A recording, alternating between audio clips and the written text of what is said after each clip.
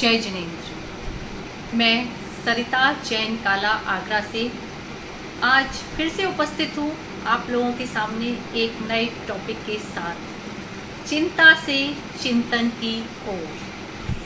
चिंता दो अक्षर से बना हुआ एक छोटा सा शब्द है, लेकिन जब भी ये हमारे जीवन में आता है हमारे जीवन को तहस नहस कर देता है।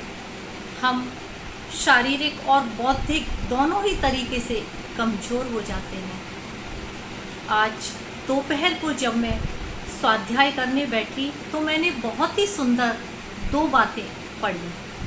पहली बात ये थी कि कर्म करो, लेकिन कोई भी कार्य समय आने से पहले संभव नहीं है। दूसरा ये कि कैसी भी परिस्थिति हमारे सामने आ जाए, लेकिन उस परिस्थिति में हमें सरवाइव करना आना चाहिए। लेकिन आज होता क्या है, आज देखा जाता है कि जब भी कोई प्रतिकूल परिस्थिति हमारे सामने आती है तो हम उसको जल्दी से जल्दी अपने अनुकूल बनाने की कोशिश करने में लग जाते हैं।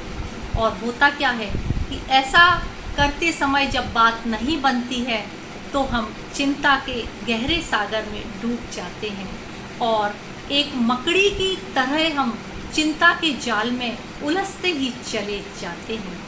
चलिए एक कहानी के माध्यम से मैं आपको इस बात को समझाती हूँ।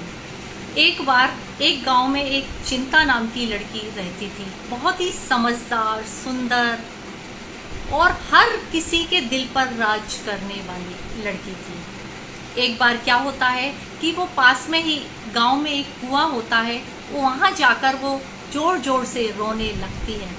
सभी गांव वाले आते हैं और उससे रोने का कारण पूछते हैं, लेकिन वो कुछ नहीं कहती, केवल रोती जाती है। बाद में उसकी माँ उसके पास आती है और पूछती है कि चिंता बेटी, आखिर तुम क्यों रो रही हो? क्या हुआ? क्या किसी ने तुमसे कुछ कह दिया या तुम्हें कोई भूख लगी है? लेकिन चिंता कहती है, नहीं माँ, ऐसा कुछ भी नहीं हुआ है। मैं तो बस इस कुएं के पास आकर मैं सोचने लगी कि माँ, जब मेरी शादी होगी, मैं ससुराल जाऊंगी, मेरे एक छोटा सा बच्चा हो जाएगा और जब मैं उस बच्चे को लेकर मैं आपके पास मिलने आऊंगी तो वो बच्चा इस कुएं के पास बॉल से खेलेगा और उसकी बॉल जाकर कुएं में गिर जाएगी और वो जब बॉल को निकालने के लिए कुएं में झुकेगा और वो इस कुएं में गिर जाएगा तो मेरा क्या होगा?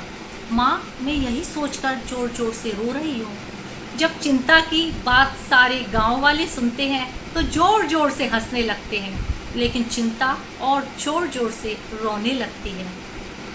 इस कहानी के माध्यम से मैं बस यही कहना चाहती हूँ कि आज की जो स्थिति है उसमें ज़रूरी है कि केवल वर्तमान के बारे में सोचा जाए, लेकिन हम आज वर्तमान के बारे में ना सोचकर भविष्य के बारे में सोचकर हम चिंता करते जा रहे हैं। आज ज़रूरी है कि हम परिस्थिति को नहीं बदल सकते, लेकिन हम अपनी मनोस्थिति को ज़रूर बदल सकते हैं। और आज की स्थिति को देखते हुए हमारे सामने केवल दो ही बात आती हैं, या तो हम अपनी मनोस्थिति को बदल लें या फिर हम अपने भविष्य के बारे में सोचकर चिंता के गहरे सागर में डूबते जाएं। लेकिन एक बात मैं ज़रूर कहना चाहूँगी कि चिंता करने से पहले हमें ये बात ज़रूर सोचनी है कि चिंता और चिता दोनों में अंतर बिल्कुल नहीं है। केवल अंतर है तो एकमात्र एक बिंदु का अंतर है। कहते हैं कि चिता हमें मरने के बाद जलाती है, लेकिन चिंता हमें जीवित रहते ही जलाना चालू कर देती है। आज की परिस्थिति को देखते हुए आप लोग ज़रूर कहेंगे कि हम भविष्य की चिंता क्यों ना करें।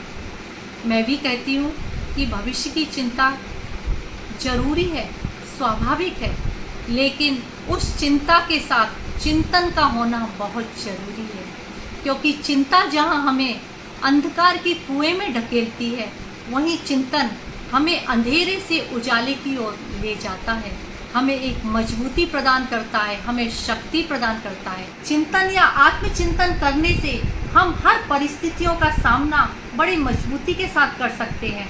हर परिस्थिति को हम अपने अनुकूल बना सकते हैं। बस अंत में मैं 2 लाइन ज़रूर कहना चाहूँगी कि अपने बारे में ना किसी पीर से पूछो, ना किसी फ़कीर से पूछो। अपने बारे में ना किसी पीर से पूछो, ना किसी फ़कीर से पूछो। बस अपनी आँखें बंद करो और अपने ज़मीर से पूछो। जय जिनेंद्र।